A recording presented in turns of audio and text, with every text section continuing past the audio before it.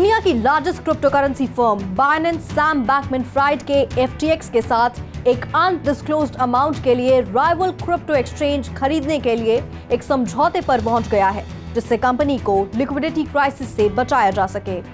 Binance CEO CZ ने मंगलवार सुबह ट्वीट किया कि FTX में एक सिग्निफिकेंट लिक्विडिटी क्रंच है और FTX द्वारा बाइनेंस की मदद मांगने के बाद कंपनी ने FTX को पूरी तरह से एक्वायर करने के इरादे से एक नॉन बाइंडिंग अग्रीमेंट पर साइन किया है, ताकि लिक्विडिटी क्रंच को कवर करने में मदद कर सके। CZ ने कहा कि बाइनेंस, जो शुरू में चाइना बेस्ड था लेकिन अब कोई ऑफिशियल हेडक्वार्टर्स नहीं होने का दावा करता है, आने वाले दिनों में फुल डिलिजेंस करेगा और फर्म के पास किसी भी समय डील से बाहर निकलने का डिस्क्रिशन है। इन सब के बीच बैंकमैन-फ्राइड ने अपने खुद के ट्विटर थ्रेड में समझौते को कंफर्म किया है, जिसमें कहा गया था कि दोनों पक्ष स्ट्रैटेजिक ट्रांजैक्शन के लिए सहमत हुए थे। उन्होंने एक विड्रॉल बैकलॉग को भी एड्रेस किया, जो रिपोर्ट्स का कारण प्रतीत होता है। एक्सचेंज ने 8 नवंबर को विड्रॉल्स को सस्पेंड कर दिया था। एक्विजिशन सिर्फ नॉन-US बिजनेसेस FTX.com को प्रभावित करता है। FTX.US बाइनेंस से इंडिपेंडेंट रहेगा। हालांकि 2021 के ऑडिट के अनुसार FTX का US पार्ट टोटल रेवेन्यू का सिर्फ 5% था। FTX बहामस में स्थित है, जहां बैंकमैन-फ्राइड रहते हैं।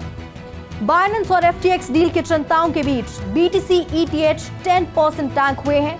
ऐसे में मार्केट का अनुमान है, अगर बाइनेंस इसे खरीदता है तो FTX को $6 बिलियन का नुकसान हो सकता है।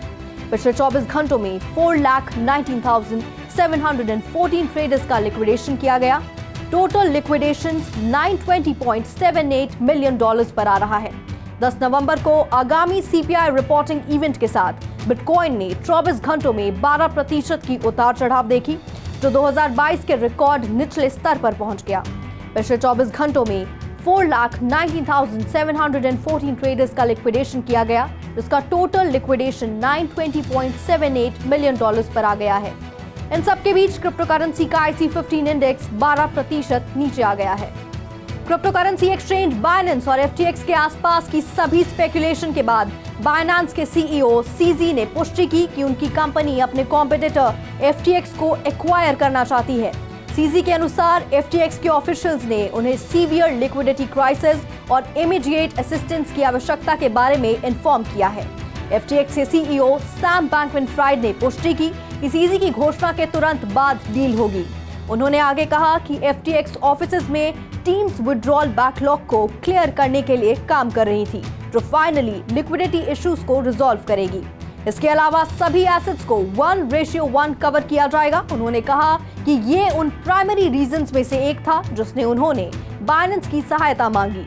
भले ही कुछ दिन पहले दोनों बॉस ट्विटर पर शब्दों के कड़वे युद्ध में उलझे हुए थे, पर SBF ने उन्होंने आगे ट्वीट किया और CZ को धन्यवाद दिया।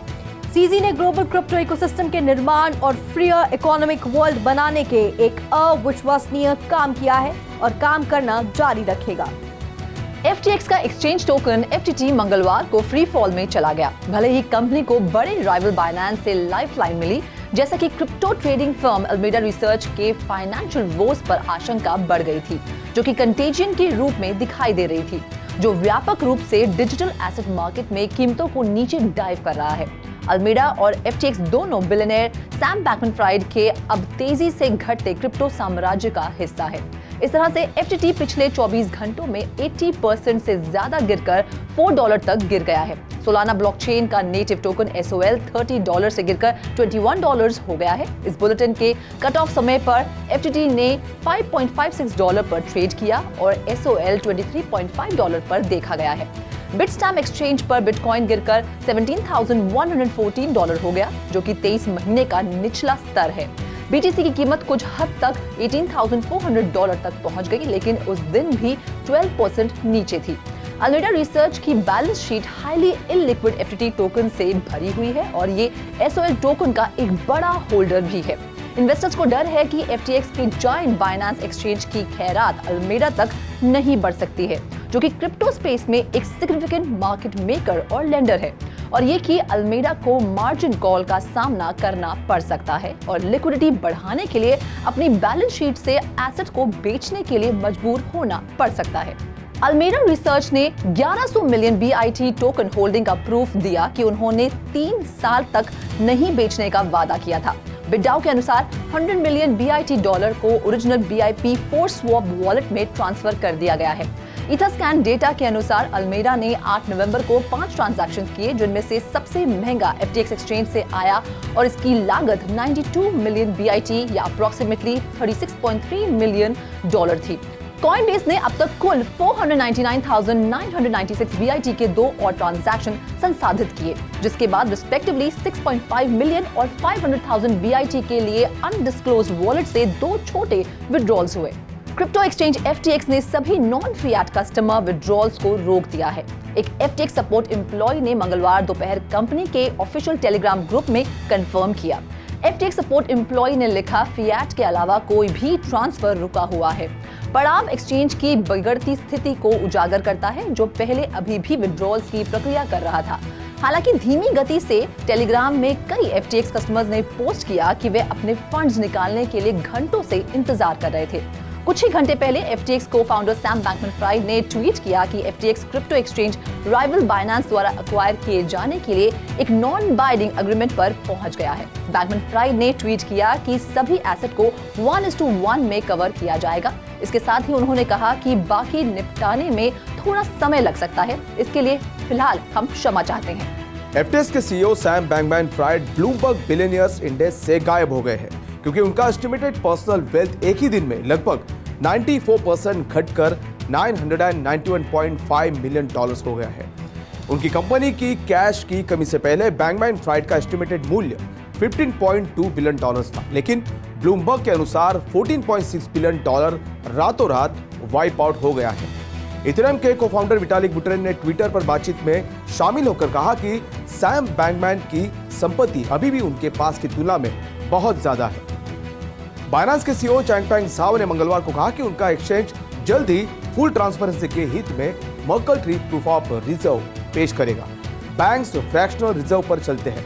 FTX खरीदने के लिए अपनी कंपनी के इरादे की घोषणा करने के 3 घंटे से भी कम समय बाद उन्होंने मंगलवार को ट्वीट किया कि क्रिप्टो एक्सचेंजेस को नहीं करना चाहिए। जैसा कि सीजी ने कहा, मर्कल ट्री एक डेटा स्ट्रक्चर है जिसका इस्तेमाल ब्लॉकचेन द्वारा ट्रांजैक्शन डेटा को स्टोर करने के लिए किया जाता है। इसलिए Merkel tree proof of reserve एक ऐसी सिस्टम का मतलब हो सकता है जो ये साबित करता है कि एक्सचेंज यूजर्स की crypto holdings public blockchain information का इस्तेमाल करके सुरक्षित और मजबूत है। इसके साथ ही सीजी ने FTX अल्मेडा डिबैकल से 2 बड़े लेसन्स भी ट्वीट किए हैं, जिसमें सबसे पहला कोलेटरल के रूप में आपके द्वारा बनाए गए टोकन का कभी भी इस्तेमाल न करना है, जबकि दूसरा यह है कि अगर आप एक क्रिप्टो बिजनेस चलाते हैं तो उधार न लें, प्रभावी ढंग से कैपिटल का इस्तेमाल न करें, बल्कि एक बड़ा रिजर्व रखें। क्रिप्टो करेंसी एक्सचेंज FTX की venture capital arm crypto ecosystem के कुछ सबसे बड़े नामों में एक प्रोमिनेंट इन्वेस्टर रही है। बाइनेंस के अपने राइवल FTX के संभावित अधिग्रहण के साथ निवेशों का क्या होगा, इस बात पर सवाल घूम रहे हैं। Crypto data analytics firm crypto rank के अनुसार FTX वेंचर्स ने जिन सबसे बड़े नामों में इन्वेस्ट किया उनमें Bored Ape Yacht Club, creator Yuga Labs, USDC stable coin issuer Circle, layer 1 blockchain Near protocol and Sui, crypto lender BlockFi और एप्टॉस ब्लॉकचेन के लिए 2 अलग-अलग फंडिंग राउंड भी शामिल थे। हालांकि FTX वेंचर्स द्वारा इन्वेस्टमेंट्स की सही संख्या अज्ञात है। FTX को इम्बैटल ब्लॉकफाई के साथ क्लोजली लिंक किया गया है। FTX की US आर्म ने स्ट्रेन लेंडर को $400 मिलियन की क्रेडिट लाइन दी। FTX को $240 मिलियन तक के लिए ब्लॉकफाई का अधिग्रहण करने का विकल्प मिला। सितंबर में FTX वेंचर्स ने एक अनडिस्क्लोज अमाउंट के लिए स्काई ब्रिज कैपिटल का 30% खरीदने के लिए सहमत हुआ था, जब इन्वेस्टमेंट फर्म को बेयर मार्केट द्वारा डिंग किया गया था। FTX उथल पुथल क्रिप्टोकरेंसी एक्सचेंज में इन्वेस्टर्स के लिए और ज्यादा सिरदर्द पैदा कर सकता है, विशेष रूप से पहले से कमजोर टाइगर ग्लोबल मैनेजमेंट और सॉफ्ट बैंक विजन फंड के लिए। ये देखना जाना बाकी है कि बाइनेंस द्वारा FTX पोस्ट ड्यू डिलिजेंस प्राप्त करने के बाद FTX वेंचर के इन्वेस्टमेंट का क्या होगा। पब्लिकली ट्रेड करने वाले एक्सचेंज रॉबिनहुड स्टॉक की प्राइस 20% गिरकर $9.74 के आसपास है।